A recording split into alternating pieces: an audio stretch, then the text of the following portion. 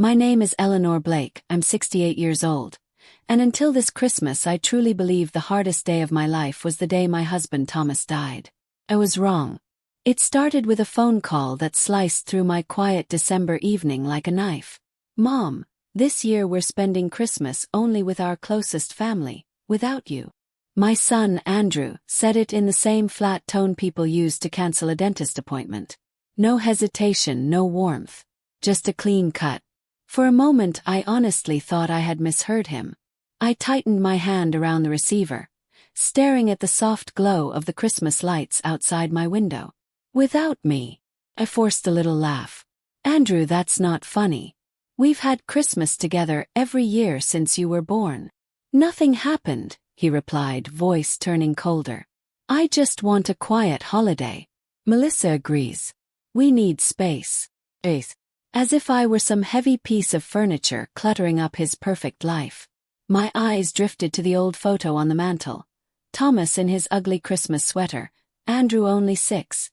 His face smeared with chocolate and joy. For years our house had been the place of loud laughter, burned cookies, and badly wrapped gifts. Now my own son was cutting me out like I was a mistake on the guest list. Did I do something wrong? I whispered. Tell me, and I'll fix it. There's nothing to fix, he said. We're just moving on. Have to go. Merry Christmas, Mom. The line went dead. I stayed sitting in my worn leather armchair, the fire crackling behind me, the room suddenly too big, too quiet. Outside, the neighborhood glowed with warm windows and flashing lights. Families setting tables, pouring wine, arguing over board games. The Smiths across the street had their giant tree in the front window, glittering with ornaments. Beneath it, colorfully wrapped gifts were already waiting. In my house there was only silence. I tried to busy myself. I warmed soup I didn't eat. I pretended to read the paper. I pulled out an old phone book for no reason at all. When it slipped from my hands, a familiar object fell out with it. Thomas's photo album. My fingers shook as I flipped it open. There was Andrew at 5, missing front teeth, proudly holding a wooden toy airplane under our Christmas tree. On the next page, Thomas in the kitchen, hair dusted with flour like snow, laughing as he rolled out dough for sugar cookies. Then the 3 of us together. My arm around them both, all of us smiling like nothing in the world could ever break us. When did you become a stranger? I murmured to the picture. The tall clock in the hallway chimed 8 times. Each heavy note sounded like a judge's gavel. Guilty, guilty, guilty. I thought of the promise I had once made to Thomas in the hospital, when the chemo had failed, and the morphine made his eyes glassy. Keep the family together, Ellie, he'd whispered. Don't let distance grow between you and Andrew. I promise, I had said. Now, sitting alone with a cold spoon in my hand and a dead phone on the table, I wondered if I had failed both of them. Snow began to fall, thick and slow, blanketing the world in white. I watched the flakes swirl in the streetlight and remembered the little boy who used to press his nose to this same window, begging me to count snowflakes with him. That boy would never have left his mother alone at Christmas. But that boy had grown up into a man I barely recognized. Eventually I turned off the lights and went to bed, though I knew sleep wouldn't come. Thomas's side of the mattress felt as wide as an ocean. On my nightstand I placed one photo face up. Thomas, laughing in our ugly old kitchen, alive, warm, solid. The kind of man who would rather go hungry than let someone he loved feel unwanted. Tell me what I did wrong, I whispered into the dark. The house made its old familiar sounds, the hum of the fridge, the ticking of pipes, the faint whistle of wind under the door. But for the first time in years it didn't feel like home. Felt like evidence. Evidence that love can fade, that promises can be broken, that blood isn't always thicker than distance. I closed my eyes, listening to the echo of my son's voice. We're spending Christmas only with our closest family, without you. And I had no idea yet that this was just the beginning, that within days I would discover what Andrew was truly capable of, and that this Christmas would not only break my heart, it would expose the darkest secret my family had ever tried to hide. Morning crept in slowly, a pale gray light leaking through the curtains like it was afraid to fully enter. I sat at the table with a bowl of oatmeal turning cold in front of me, the newspaper untouched. The silence felt heavier than the night before, not sharp anymore, just dull and tired like a bruise. The phone rang. I jumped so hard my spoon clattered against the bowl. For a heartbeat I considered letting it go to voicemail. But habit and hope won. "Hello, Mom." It was Andrew. Just that one word, and yet I heard something different this time. A tiny thread of warmth, a hesitation that hadn't been there the night before. I want to apologize," he said. "For what I said yesterday. I was out of line. Completely." Relief rushed through me so fast I had to grip the edge of the table to steady myself. "Oh, Andrew," I exhaled. "I thought I had done something horrible. I didn't sleep at all." "You didn't do anything wrong," he said quickly. "I was stressed about work and I took it out on you. Melissa reminded me how important our Christmas traditions are. We want you to come for Christmas dinner after all." There it was. The words I had been begging the universe to give me back. "Of course I'll come," I said at once. "I'll make your father's turkey, and the cranberry sauce you love. I'll bring everything like always." "That sounds perfect," he replied. "Bring all of it, Mom. Exactly like always." He paused, and for a second I thought he might actually say something real, something deep. Instead, his tone tightened. "I've got to run. Work call. We'll see you on Christmas Day. Around noon." "Wait, Andrew, can we just talk for a minute?" I love you, Mom. See you soon." The line went dead again. This time I didn't sit paralyzed. I stood up, almost dizzy with the sudden swing from rejection to invitation. Christmas was back on. My promise to Thomas was still alive. My family wasn't broken after all, just bruised. Or so I told myself. As I washed my empty bowl, a quiet, uncomfortable thought slipped in like a draft under the door. His apology had been tidy, correct, almost rehearsed. The words were right, but the feeling behind them hadn't quite matched. "Maybe I'm just being paranoid," I muttered, waving the thought away. When you've been lonely long enough, you start doubting your own good luck. For the first time in days, energy flooded my body. I grabbed a notepad and started making lists. Groceries, recipes, gifts for the kids. My handwriting came out larger than usual, excited, almost giddy. At the butcher shop, the line snaked all the way to the door. When it was finally my turn, I leaned over the counter like a woman on a mission. "I need your very best turkey," I told the butcher. "It's for a special Christmas. We're rebuilding something." He wrapped up a plump, perfect bird, the kind Thomas used to brag about to the neighbors. I didn't even look at the price. On the way home I stopped at the toy store. For Lucas, my grandson, I picked out a model airplane kit. A Cessna like the one Andrew used to point at in his old books. For Emma, I chose an art set in a wooden case, with neat rows of colored pencils like a tiny rainbow army. "That's what grandmas are for," I whispered to myself, tracing the edge of the box. That evening I propped Thomas's recipe card against the sugar bowl. The ink faded, but his handwriting still strong and sure. I could almost hear his voice as I mixed the marinade. Garlic, rosemary, thyme, olive oil, a dash of white wine. "Massage it in," he used to say, laughing. "Food tastes love, Ellie. Don't be shy." I worked the marinade under the turkey's skin, fingers careful and reverent, as if I were performing some small, sacred ritual to protect what was left of our family. By the time the bird was resting in the fridge, the kitchen smelled like the past, herbs and wine and memories. My heart felt fuller than it had in months. But the doubt didn't disappear. It just softened, then curled up in a corner of my mind like a cat, eyes half closed but still watching. On Christmas Eve morning, my neighbor Frank tapped on my kitchen window, his breath fogging the glass. "Any big plans for tomorrow, Eleanor?" he called, hands stuffed in his coat pockets. "Dinner at Andrew's," I replied, unable to keep the smile out of my voice. Just like old times. Something flickered in his expression. Pity. Worry. It was gone before I could name it. "That's good," he said slowly. "You deserve that." After he left, I stood at the sink longer than necessary, rinsing the same dish over and over while the unease quietly tightened its grip. Why had he looked at me like that? Why had Andrew sounded like he was reading from a script? That night everything was ready. The turkey marinated to perfection. The gifts, wrapped with military precision. My best blouse, ironed and hanging on the closet door. But my mind wouldn't settle. I lay in bed staring at the ceiling, listening to the hum of the heater and the occasional car passing outside. Every time I closed my eyes, I saw Andrew's face on the phone. Apology shaped like truth but not quite tasting like it. "You're overthinking it," I told Thomas's photo on the nightstand. "It's just nerves." Still the unease stayed.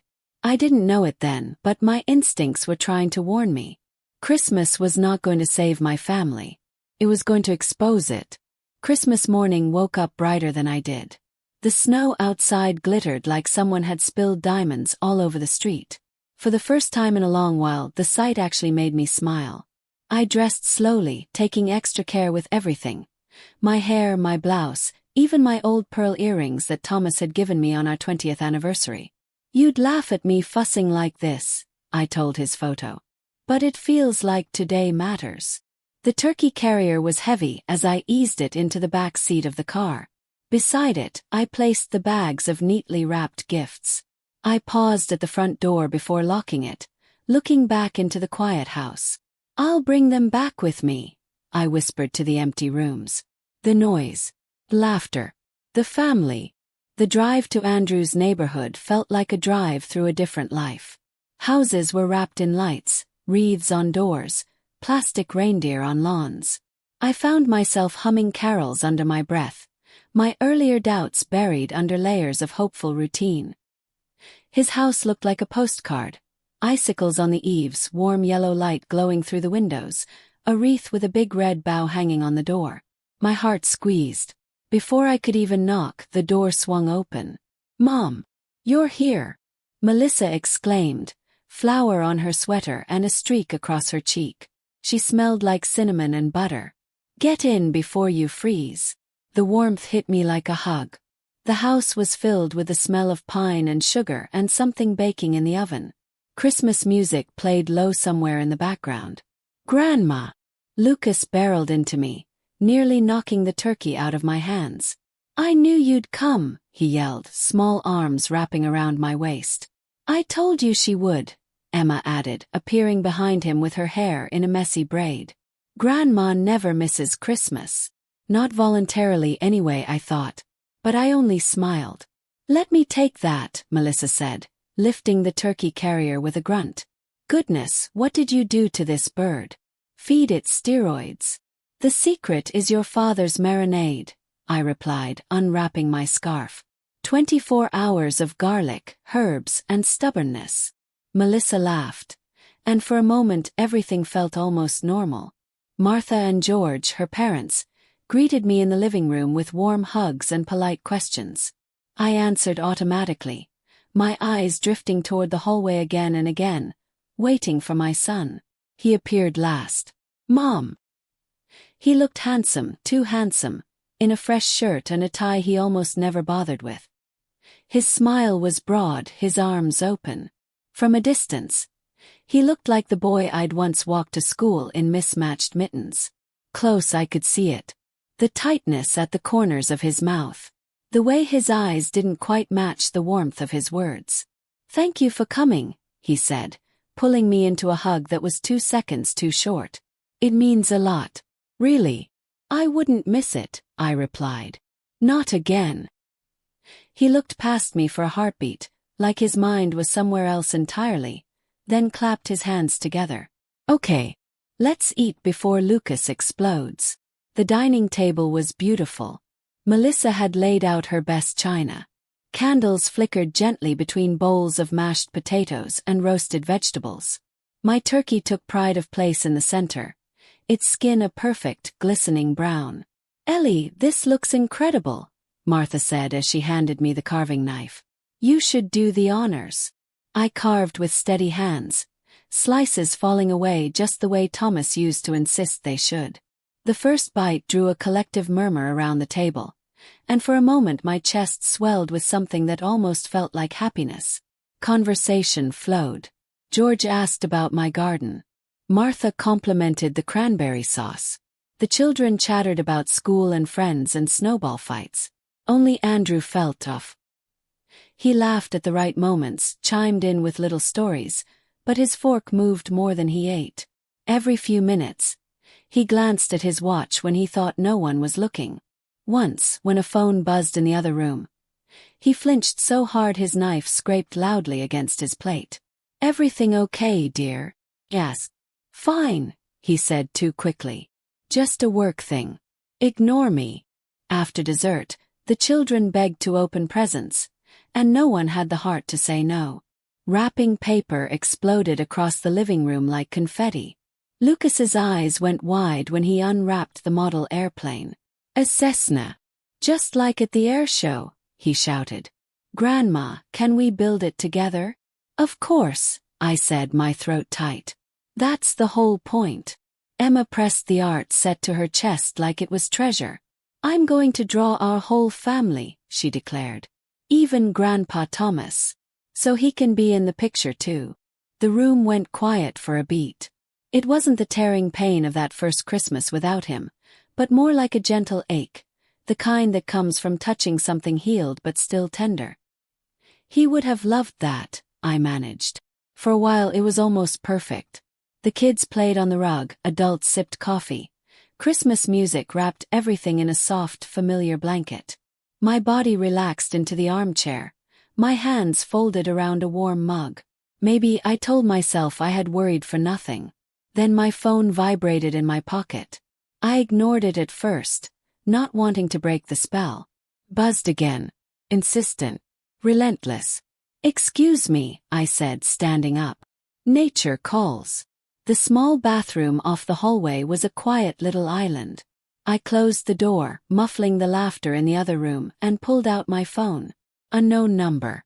Probably a telemarketer, I thought, thumb hovering over the decline button.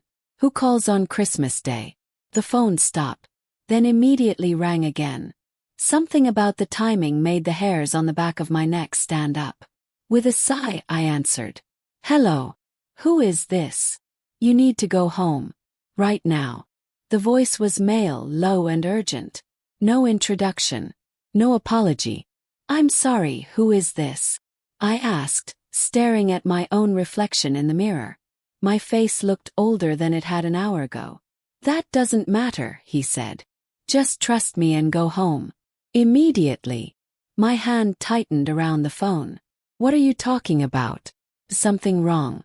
"Who are you?" "Mrs. Davis," he said, and my blood ran cold. "If you want to protect what's yours, leave now." The line went dead. In the silence that followed, the sounds of Christmas on the other side of the door suddenly felt very far away. All I could hear was my own heart pounding, and that stranger's voice echoing in my head. "Trust me and go now." I stared at my reflection in the bathroom mirror, the phone still pressed to my ear even though the line was dead. "You need to go home. Right now." The words clung to the air like smoke. Through the door, I could hear Lucas making airplane noises, Emma giggling, Martha and George talking softly, the clink of cups. Perfect Christmas soundtrack.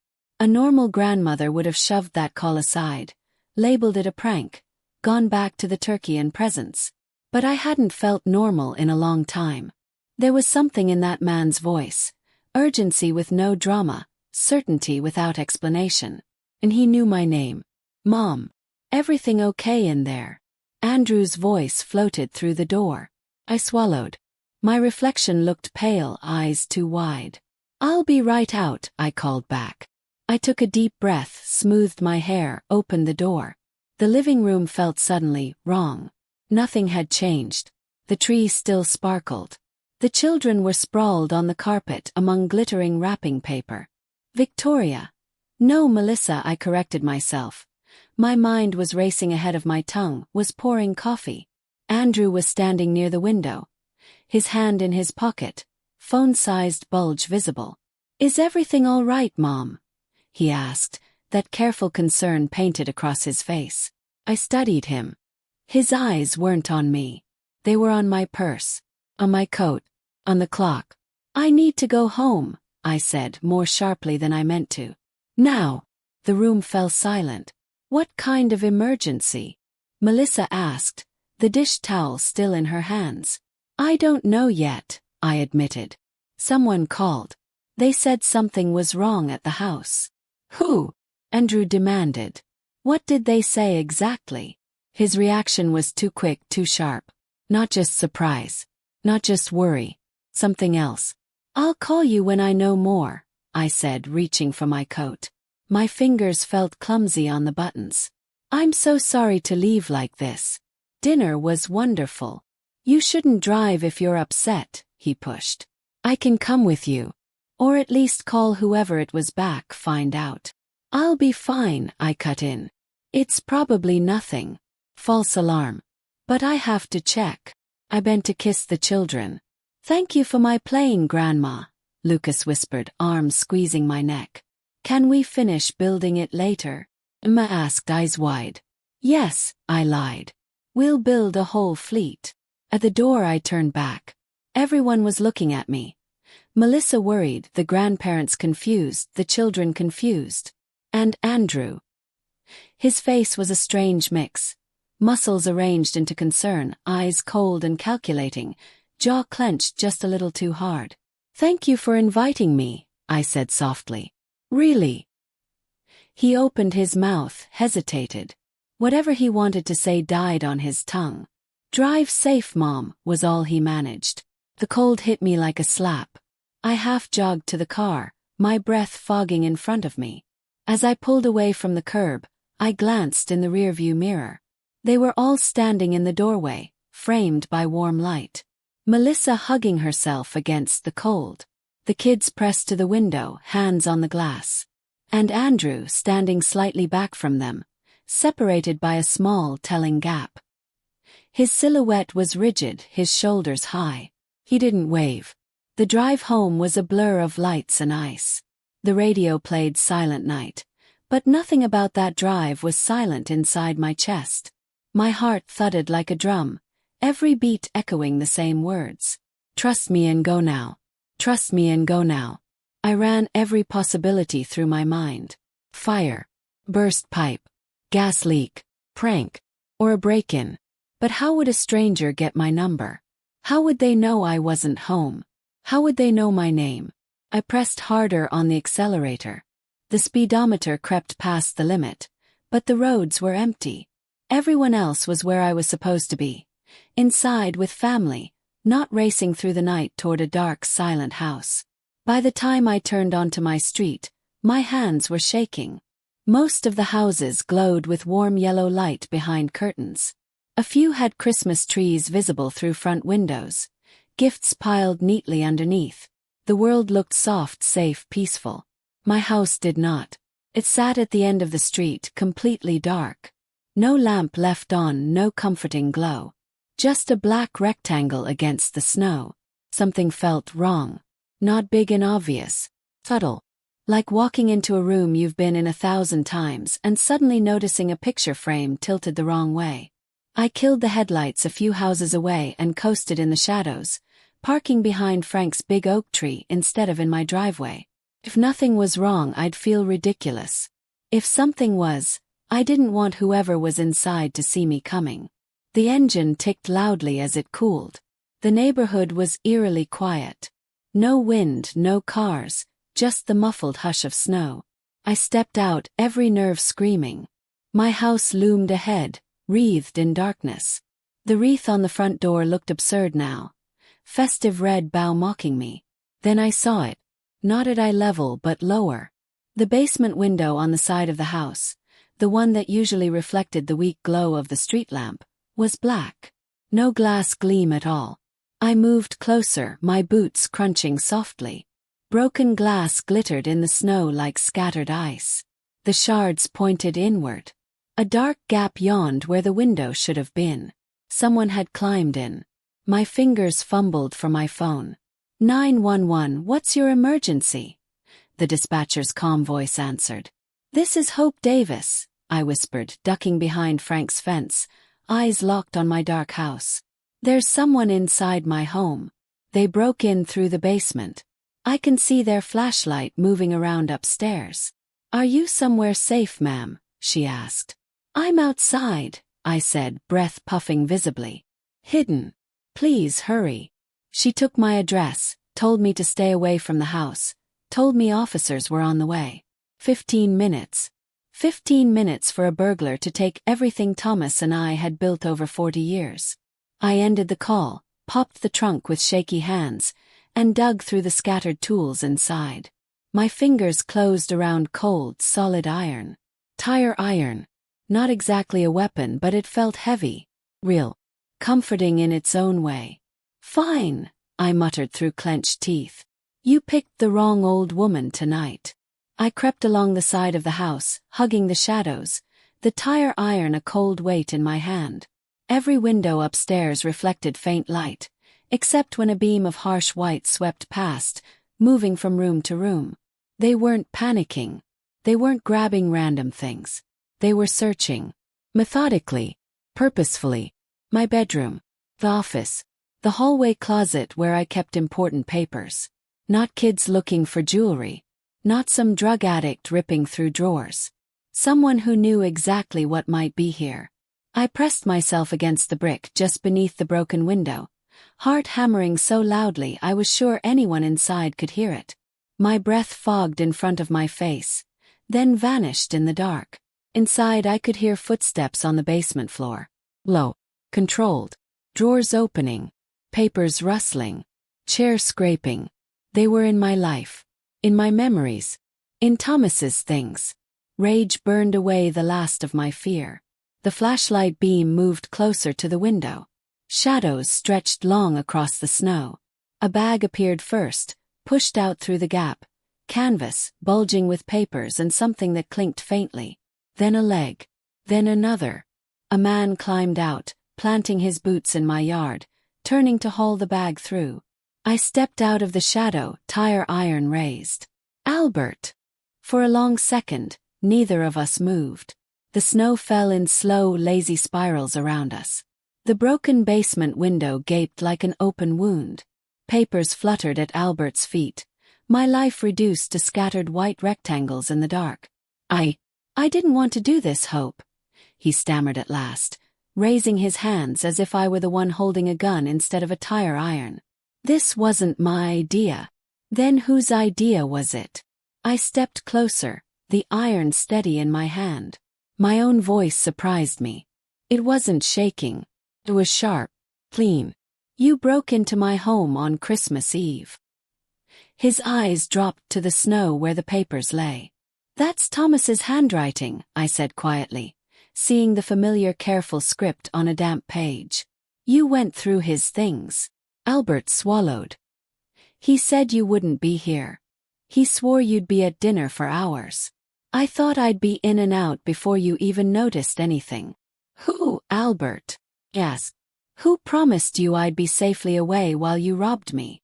But the answer was already forming inside me, heavy and bitter.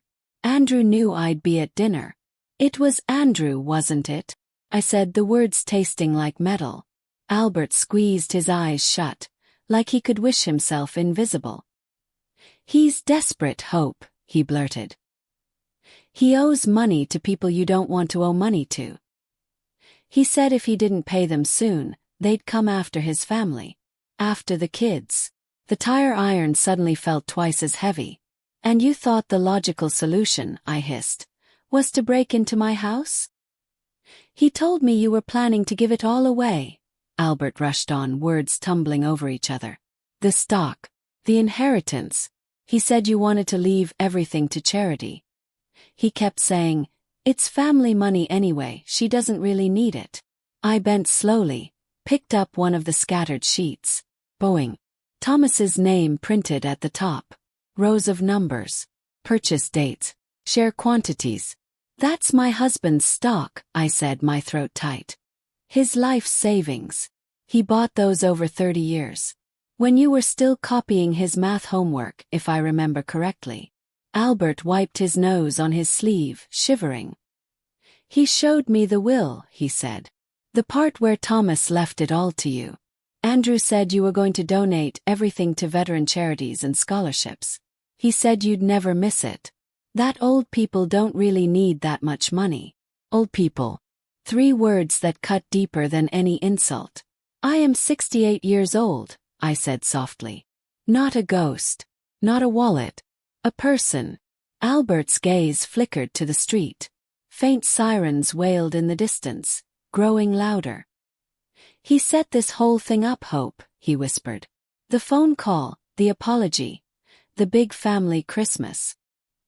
He needed you out of the house with witnesses around him, so no one could ever say he was here. So he could say, look, I was carving turkey with Mom while someone else robbed her. And you agreed, I said. His shoulders sagged. I owe a lot too, he admitted. Not as much as him, but enough. He promised he'd cut me in. Said it was victimless. Said you wouldn't even know it was gone. We both looked down at the papers between us. Thomas's will, statements, certificates, decades of sacrifice. 2-point-something million, Albert muttered, like saying it out loud might make it real. In Boeing alone. Do you know what that looks like to people drowning in debt? Yes, I replied. It looks like a life raft. You just forgot whose ocean it is. The sirens grew louder. Blue and red lights began to flicker at the end of the street, reflecting off the snow like warped Christmas decorations. You're going to tell them everything, I said. Every single detail. You'll tell them Andrew knew. You'll tell them he sent you. You'll tell them this dinner was his alibi. Fear flashed in his eyes. He'll kill me, he whispered. You don't understand. If those men don't get their money. If they didn't get it from me, I cut in. They were going to get it from somewhere else. That's what people like that do. But you don't get to make it my problem by crawling through my window on Christmas Eve. 2 police cars turned onto the street, tires crunching over packed snow. They rolled to a stop in front of my dark house, headlights sweeping across the yard, illuminating the broken glass, the open window, the 2 of us frozen in the cold. Ma'am, step back, please, a female officer called out as she climbed from the car. Her hand rested near her holster, but her voice was calm. Are you Hope Davis? Yes, I said, lowering the tire iron. I'm the one who called. The second officer moved toward Albert, who raised his hands higher. He broke into my house, I said, pointing at the scattered papers. He went through my husband's safe. He was trying to steal those. The female officer bent to pick up one of the documents, her eyebrows lifting. These are stock certificates, she said slowly. And a will. Boeing, this is quite a lot of money, ma'am. 2.3 million, I said dully. Roughly. My husband was a patient man. Albert sagged as the second officer snapped handcuffs around his wrists and began reading him his rights. His breath came in ragged white puffs. You have the right to remain silent. You may want to start talking, I interrupted sharply. Fast. Because the story you tell them right now will decide whether you go down for this alone. The officer looked between us. You know this man. Yes, I said. He's my son's best friend. Andrew Davis. The female officer's jaw tightened. So this isn't random. No, I said. Nothing about tonight is random. A door opened across the street.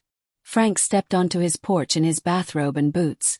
Worry etched deep into his face as he shuffled quickly toward us. Hope, he called. Are you all right? You were the one who called me, I realized, the last missing piece clicking into place. He nodded, breath puffing in the cold. I saw a flashlight moving around in your bedroom windows. I knew you were supposed to be at Andrew's. I found your number in the neighborhood directory and took a chance. You just saved my husband's entire legacy, I told him. And probably me too. The female officer took my statement, scribbling in her notebook as I talked. Call. A drive. The broken window. The recognition. Behind her, Albert was being guided into the back of the patrol car, shoulders bowed, head hanging. He looked back once, eyes full of a strange mixture of shame and pleading. He said you'd never know, he called out weakly as the door closed. He said it was harmless. He was wrong, I replied. The female officer handed me a card. We'll need you to come down to the station tomorrow to finalize your statement, she said. For now, don't touch anything inside the house until our forensic team has gone through it. We'll have a cruiser swing by a few times tonight. Thank you, I said. They drove away slowly, red and blue lights bouncing off the snow. When the last echo of the siren faded, the street fell back into heavy silence. Frank stayed by my side. Do you want to come stay at my place tonight? He asked gently. You shouldn't be alone after this. I looked at my dark house, at the broken window, at the snow, now trampled and scarred where my life had almost been peeled away in neat legal sheets. I'm not alone, I said. Not anymore. For the first time in a long time, I see exactly who's really on my side. Frank nodded, understanding. But before I decide where to sleep, I added, straightening, there's something I have to do. I turned toward my car. The documents I'd managed to gather were still clutched in my hand. Thomas's will. The stock certificates. Proof of everything. Where are you going? Frank asked. Back to Andrew's, I said quietly. To have Christmas dinner. I opened the car door, placed Thomas's papers carefully on the passenger seat like sacred relics. Except this time, I added, looking back at the jagged basement window, we're going to carve something other than turkey. And with that, I drove back toward the warm, glowing house where my son was waiting, thinking his plan had gone perfectly. The drive back to Andrew's house felt shorter than it had any right to. Maybe because I wasn't the same woman who'd left it an hour earlier. The hopeful mother, the grateful grandmother, the woman silently thanking God that her family was whole again. She had stayed behind in the snow outside my broken basement window. The woman gripping the steering wheel now was someone else. The lights of Andrew's neighborhood appeared ahead, cheerful and warm, stitching the darkness with red and green. Every house looked like a postcard. Every window glowed with a lie of perfect Christmas. His house was the brightest. I parked right at the curb this time. No careful reverse, no need to straighten the wheels. The documents Thomas had entrusted to me lay on the passenger seat, edges still damp from the snow. His careful handwriting staring up like a silent witness. I took them in my hand. My fingers had stopped shaking. I didn't knock. The front door swung open under my hand, and the sounds of Christmas rushed out. Children's laughter, clinking cups, low adult conversation, the soft hum of carols. For a split second I stood there, watching the scene like an outsider. Victoria in the kitchen doorway drying a plate. Martha at the table, helping Sarah pick up colored pencils.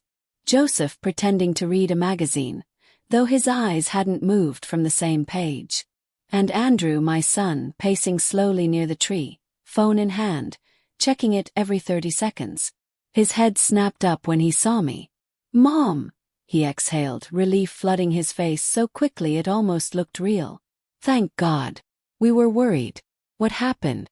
Is everything all right? Close the door behind me. Ask your friend Albert, I said, walking past him to the coffee table.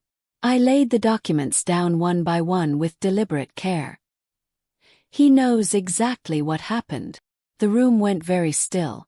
What is that? Victoria asked, stepping closer. Her eyes flicked from my face to the papers and back again. This, I said quietly, is your father-in-law's will. And these are his Boeing stock certificates. $2.3 million worth. Your husband's best friend was just arrested while climbing out of my basement window with them in his bag. Victoria's dish towel slipped from her hand and fell to the floor like a dropped flag. Arrested? She repeated faintly. Albert. Andrew laughed once, too loud, too sharp. Mom, that's ridiculous. Albert's probably at his parents' house. He always spends Christmas with. He's in the back of a police car. I cut in, my voice as flat as the table beneath my hand. Charged with breaking and entering an attempted grand larceny. And before they shut the door, he told me everything. Andrew's face drained of color so fast it was like watching ink being sucked from paper. Mom, he said slowly, carefully. I don't know what Albert told you, but he told me you planned it, I said. He told me you invited me here tonight so he could rob my house while I carved your father's turkey in your kitchen. He told me you gave him my schedule, my spare key location, even a list of what to take. Victoria turned her head toward him, the movement almost mechanical. Andrew, she whispered. Tell her that's not true. He opened his mouth, shut it, opened it again. Mom, you're upset, he tried. You just went through a break-in. You're confused. Confused. I stepped closer to him, holding up one of the certificates. The Boeing logo gleamed under the Christmas lights. I watched a man I've known since he was 8 years old crawl out of my basement with your father's life in his hands. I watched him drop these in the snow. I heard him say your name. Silence. Even the music seemed to fade, the carol in the background dissolving into a thin murmur. How much do you owe? Yes. Andrew flinched. What? How much? I repeated. Do you owe to these people you're so afraid of that you decided to rob your own mother on Christmas Eve? Joseph stood up slowly, the magazine sliding from his lap to the floor. Answer her, Andrew, he said. His voice, usually calm and friendly, had a steel edge I'd never heard before. Andrew's shoulders sagged. 200,000, he muttered. Martha gasped. Sarah stopped coloring.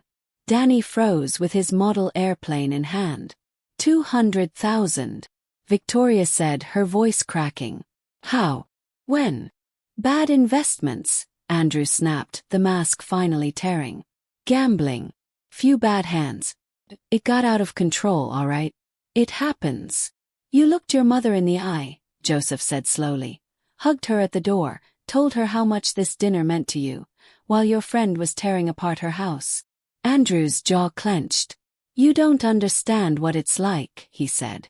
You've never had men call at 3 a.m. You've never had your kids' names mentioned in a threat. I did what I had to do to protect my family. You used your family, I said. That's not protection. That's exploitation. He spread his hands, desperation rising. You were going to give it all away, he shot back. Albert told you that, didn't he? She was going to donate it. All of it. To strangers. To veterans and students she doesn't even know, while her own son, her own grandchildren, struggle. I was going to donate it. I agreed, my voice calm. Because that's what your father wanted. Because he trusted me to use it to build something that mattered. Not to patch gambling debts and quiet loan sharks. You don't need that kind of money. Andrew exploded. You live alone. You shop with coupons. You read the obituaries with your oatmeal every morning. What do you need millions for? I felt something inside me go very, very still. There it is, I said softly. The truth at last. You don't see that money as your father's legacy. Or as my security. You see it as a mistake. A pile of chips on the table that you somehow have a right to cash in. Andrew. Victoria's voice was barely audible. Tears welled in her eyes, spilling over. Did you really use our Christmas for this? The kids, my parents, this whole dinner. Was it all just cover? He turned to her, panicked. Vic, I did it for us. For you, for the kids. If those men came knocking, I would have rather they knocked, she said, shaking, than watch you rob your own mother. Danny tugged at Martha's sleeve. What does rob mean? He whispered. Martha pulled both children to her, one arm around each. It means, she said quietly, eyes never leaving Andrew, taking what isn't yours. I gathered the documents from the table, stacking them neatly. The crackle of paper sounded loud in the tense room. The police will want to speak to you, I said to Andrew. Albert made sure of that. He gave them your name, your debts, your plan. I suggest you find a good lawyer. He stared at me like I'd slapped him. You're really going to do this? He demanded. You're going to send your own son to prison? No, I replied. Your choices did that. I'm just refusing to lie for you. He took a step toward me, face twisted. You're destroying this family. This family, I said, was destroyed the moment you decided money mattered more than trust. I turned to Victoria. You and the children are always welcome in my home, I told her. You didn't know. You shouldn't have to pay for his decisions. Her shoulders shook. I don't know what I'm going to do, she whispered. You're going to protect your children, I said. The way their father should have. I picked up my coat from the back of the chair and slipped it on slowly, feeling the weight of the keys in my pocket, the faint crinkle of Thomas's will in my bag. The doorway I paused. Andrew, I said without turning. When your father lay in that hospital bed, skin like paper, hands too weak to hold a fork, he made me promise one thing. My son's voice was a hoarse rasp. What? He said, Hope, don't let our boy drift away from you. Don't let money or pride or distance get between you. I finally looked back at him. I kept reaching, I said. For 5 years.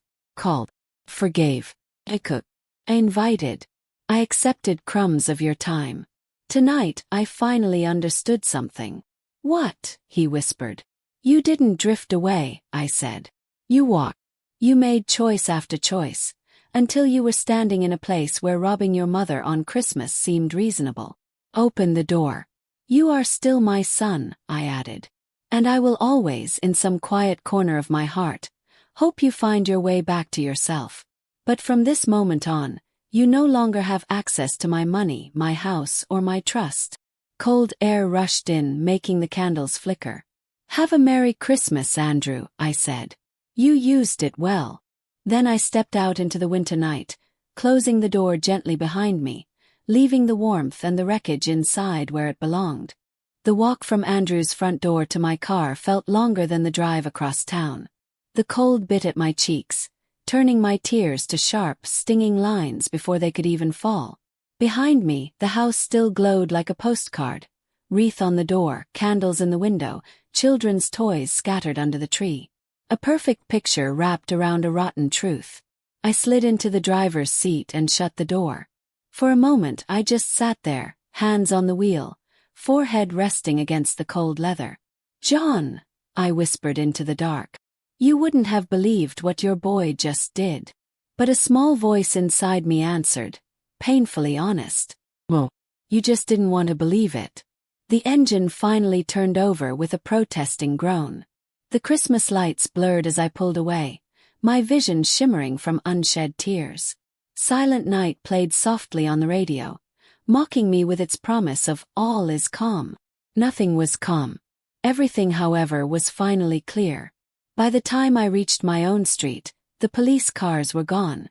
Only broken glass beneath the basement window remained, glittering in the snow like crushed stars. Frank's porch light was still on, his silhouette visible behind the curtain, watching. I parked, stepped out, and stood a long minute just breathing in the freezing air, staring at my house. It was no longer just a building filled with memories. It was a crime scene. Inside, the living room looked almost exactly as I had left it. Blanket folded over the armchair. John's photograph on the mantel. The half-burned candle still waiting on the coffee table. Only the faint trail of wet boot prints from the officers disturbed the order. I set the rescued documents on the kitchen table and turned on every light, as if brightness could chase away betrayal. The Boeing certificates lay in a neat stack, their official stamps and numbers marching across the page. John's signature, written in that careful teacher script, looked steady and sure even now. 2.3 million, I murmured. And my own son couldn't imagine using it for anything but plugging holes he drilled himself. I made coffee without thinking, muscle memory carrying me through the motions. The scent filled the kitchen, and for one aching second I could almost feel John at my back, reaching past me for his mug. I kept your promise, I told his picture quietly as I stirred in sugar. I tried. God knows I tried. But there comes a point when holding on isn't love anymore. It's enabling. The phone rang. For a heartbeat my stomach dropped, thinking it might be Andrew. But the caller ID read, Officer L. Harris. The police station smelled like burnt coffee and cold air trapped in old coats. I sat at a metal desk while a young officer pecked at a keyboard, his fingers much faster than his unsure eyes. Officer Harris stood beside him, flipping through the folder with my statement, the photos, the inventory of what Albert had tried to steal. "Ms. Davis," she said gently, "I know going over all this again is difficult, but you're doing well. We're almost done." "I spent 30 years watching my husband fill out forms," I replied. "I suppose one more stack won't kill me." She smiled faintly. "Your husband sounds like he was meticulous." "He was," I said, looking down at the damp edge of John's will, now dried and protected in a clear sleeve. "He believed if you wrote it clearly enough, people couldn't twist it." The officer at the computer cleared his throat. "Just to confirm, ma'am, you're pressing charges against Mr. Rivers? You're not planning to drop them?" The question hung between us like a test. Once upon a time I might have said, "Oh, he's just a boy we know. He made a mistake."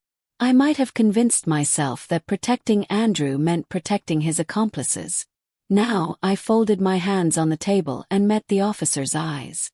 "Yes," I said. "I'm pressing charges. He broke into my home. He tried to steal my husband's life's work. If no one ever makes men like that face consequences, they never stop." The young officer nodded, cheeks flushing, like he'd expected me to back down and was surprised I hadn't. "And your son?" Harris asked carefully. "You're still not ready to give a formal statement about his involvement?" Took a breath. Andrew's face flashed in my mind. The 6-year-old who once crawled into our bed after a nightmare. The teenager who crashed our car and sobbed in John's arms. The adult man who sat at his Christmas table spinning lies smoother than the wine he poured. "I will," I said slowly. "But not today. Today, I need to secure my husband's legacy before I tackle whatever's left of my son." She studied me for a moment, then nodded. "That's fair. The DA will be in touch with you about Rivers. His cooperation may drag your son into this whether you're ready or not." "I understand," I replied. "For once, we'll let the truth do the dragging." They made copies of everything. I signed where they told me. When it was finally over, I stepped back into the pale winter sunlight feeling 10 years older and oddly lighter at the same time. Frank was waiting in the parking lot, hands shoved deep in his coat pockets, breath puffing white. "You didn't have to come," I told him. "I know," he said. "But I didn't want you walking back into that station alone. Or out of it." We drove home in companionable silence, the radio murmuring some old jazz standard neither of us listened to. When he pulled into my driveway, he didn't turn off the engine right away. "Hope," he said carefully, "are you going to tell Andrew about the charges against Albert, or let the police do it for you?" I stared at my front door, at the new plywood temporarily covering the basement window. "Andrew made his choices," I said. "He chose a Christmas dinner alibi over an honest conversation. He can hear about consequences from someone wearing a badge." Frank nodded slowly. "Just remember, the truth hurts everyone in the room, not just the guilty." "It already did," I answered softly. "Last night around that coffee table." Inside, the house greeted me with its quiet. No flashing lights. No strangers rifling through drawers. Just dust motes dancing in a square of sunlight on the floor. I set my purse down and rolled up my sleeves. There's a particular kind of cleaning you do after something ugly has happened.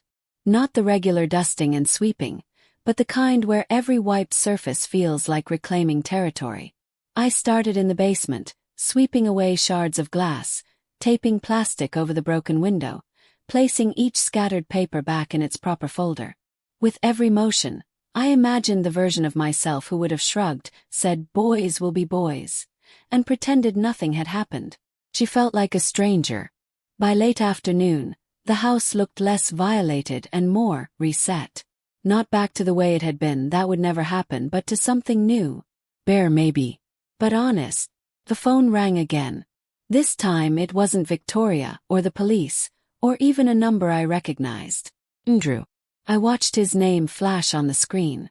Once that sight would have made my heart leap. Now it only made my jaw tighten. I let it ring 3 times before answering. "Hello, Andrew." "Mom," he said, his voice hoarse. "What did you do?" No greeting. No concern. Just accusation. "I saved your father's will," I answered calmly. "And I stopped your friend from committing a felony." "You had Albert arrested," he snapped. "On Christmas Eve. Do you have any idea what that does to his record? To his family? Do you have any idea what breaking into a house does to your record?" I replied. "Because you might find out soon." Silence crackled down the line. "I didn't touch your house," he managed. "I was with you. You know that." "Yes," I said. "That was the point, wasn't it? A perfect alibi, wrapped in cranberry sauce and forced smiles." He inhaled sharply. "Albert is blaming me. He told the police it was all my idea. He's lying. I asked him to help with some papers I didn't." "Andrew," I cut in. "Stop." The words seemed to hang between us, heavy as a slammed door. "Every time you get caught," I continued, "you tell a new version of the story. When you were 15 and crashed the car, the road was icy. When you lost money in that first investment opportunity, the market turned unexpectedly. When your gambling started, the dealer tricked you. There is always someone else to blame." "This isn't fair," he protested. "You're my mother. You're supposed to be on my side." "I am," I said quietly. "On the side of the part of you that might still learn something before it's too late. Not on the side of the man who thinks my retirement is his emergency fund." He didn't speak. I could almost hear him swallowing whatever angry words he wanted to spit. "The police have my statement," I went on. "My lawyer is updating the will. You will not see a cent of the Boeing stock. So you're going to leave me with nothing." His voice rose, cracking. "After everything I've done for this family. After Dad. Don't you dare use your father as a shield," I snapped, sudden heat flaring in my chest. "He worked his whole life so there would be something left to help others. You tried to turn his sacrifice into chips on a table. You're choosing strangers over your own son," he whispered, as if it were the worst sin a mother could commit. "I'm choosing values over blood," I replied. "And I'm choosing your children over you.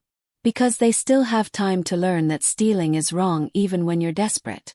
That love doesn't mean enabling." He made a sound somewhere between a scoff and a sob. "You'll regret this," he said finally.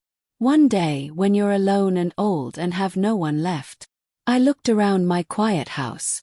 At John's photo. At the empty wall where new pictures might hang one day. Of Sarah's drawings of Danny's finished airplane. "I'm already old," I said. "Alone is relative. I'd rather have a small circle of people who respect me than a house full of relatives who see me as a bank account."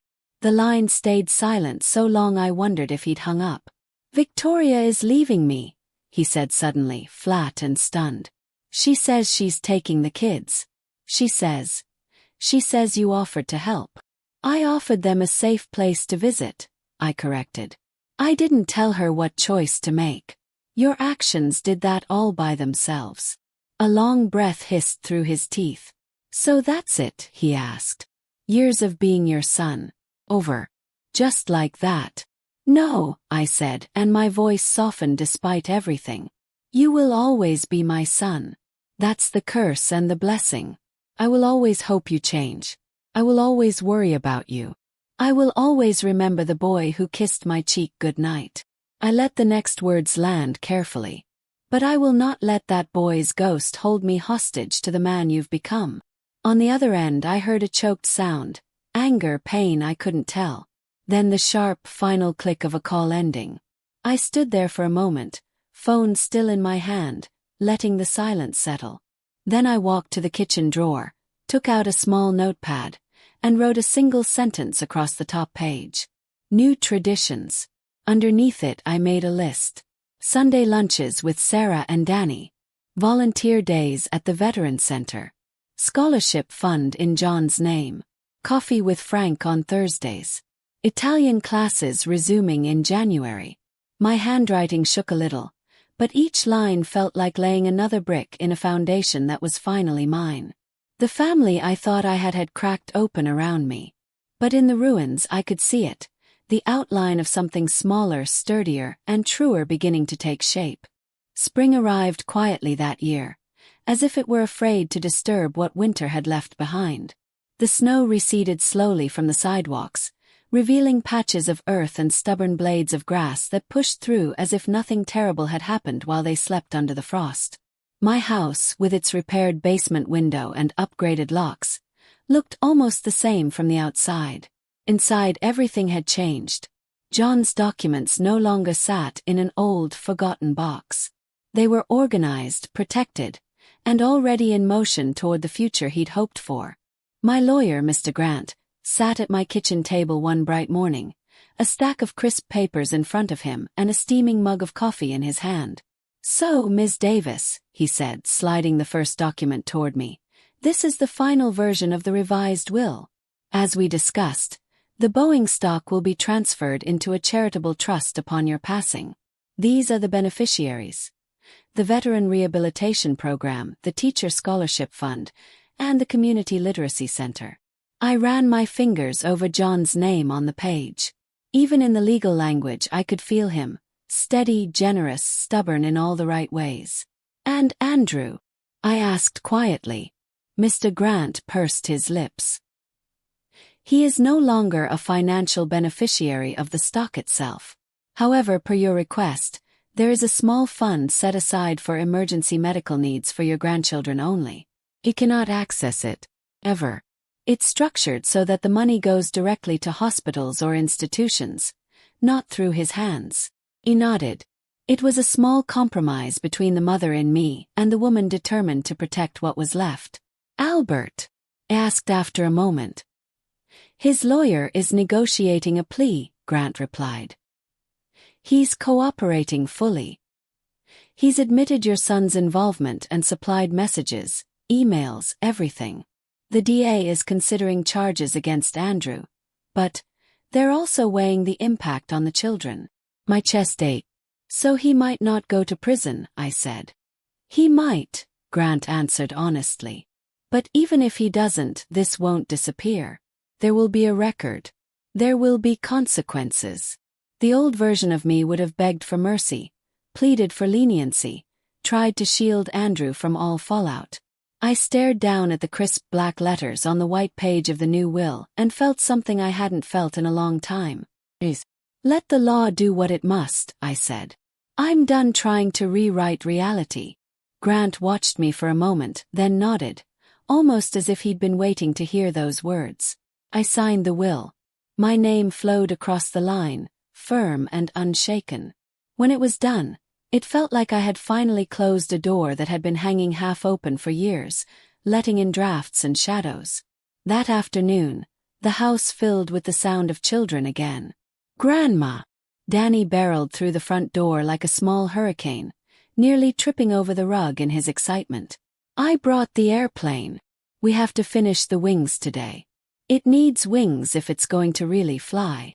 Sarah followed more quietly, her sketchbook tucked under her arm. She'd grown in the last few weeks. There was a new seriousness in her eyes that hurt my heart to see. "Hi, Grandma Hope," she said, giving me a careful, almost grown-up hug. Behind them, Victoria appeared on the porch, carrying a bag and a tired smile.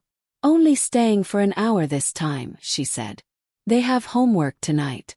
And, well, the therapist says short, consistent visits are best while everything settles." "Come in," I told her. "Stay for tea. Or just sit." She hesitated, then stepped inside. The children settled quickly into their new roles in my house. Danny spread his model airplane across the coffee table. Sarah claimed the light near the window for her drawing. Victoria sat at the kitchen table, fingers wrapped around a mug she hadn't yet tasted. "How are you?" she asked me, and for once it didn't sound like a polite question. It sounded like she really wanted to know. "I'm steady," I replied after thinking about it. "Not happy. Not miserable. Just steady." "And you?" "Angry. Shame. Relieved." She exhaled. "It's a complicated cocktail." We sat in silence for a moment, listening to the children argue softly over paint colors. "Andrew called me," she said at last. "He's angry at both of us. Says we betrayed him." "He called me too," I replied. "He thinks I chose strangers over family." Victoria snorted softly. "He chose gambling over family. We just chose not to cover it up." We looked at each other, and for the first time I saw not just my daughter-in-law, but a woman standing in the rubble of broken promises, holding her children up with shaking arms and refusing to let them drown.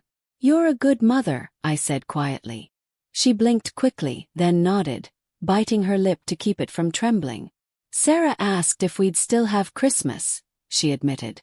I told her, "Christmas isn't a house or a turkey. It's who you sit with when you tell the truth." My throat tightened. "This house will always have room for them," I said. "For you. Whether Andrew finds his way back to himself or not." "He might never," she whispered. "I know," I replied.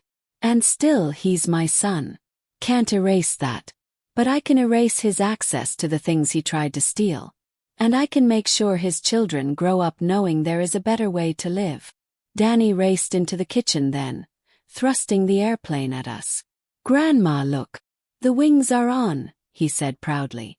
"It's not done yet, but it's gonna fly." "Right. Maybe not out the window," I smiled, ruffling his hair. "But it'll fly right here, where it matters." Sarah flipped her sketchbook around to show us her drawing. Our living room, the four of us in it. Me on the sofa, the kids on the floor, Victoria at the table. On the wall, next to John's photo, she'd drawn another frame. 4 generic figures holding hands beneath a huge word written in careful letters. "Use. It's for your, what did you call it?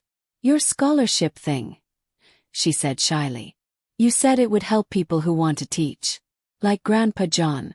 So I thought maybe this is like their first class." My eyes stung. "It's perfect," I said. "Absolutely perfect." Weeks turned into months. Lawyers called. Papers were filed. Courts moved with their slow, grinding rhythm. I didn't attend Albert's arraignment. I didn't sit in the back row when Andrew met with his attorney. This time, I let other systems handle what my heart had failed to correct on its own. Instead, I went to meetings with charity boards. I sat in rooms with tired veterans who wanted to go back to school, teachers who dreamed of buying books for children who'd never owned one. I listened to the director of the community center describe a program to help families in crisis have somewhere to go that wasn't an empty table and a bottle. "This fund could keep the lights on for years," she told me, tears in her eyes. "You have no idea what this means." I said quietly. "I'm finally starting to." Frank stopped by every Thursday, exactly as my list had promised. Sometimes we talked about the case. Sometimes we didn't.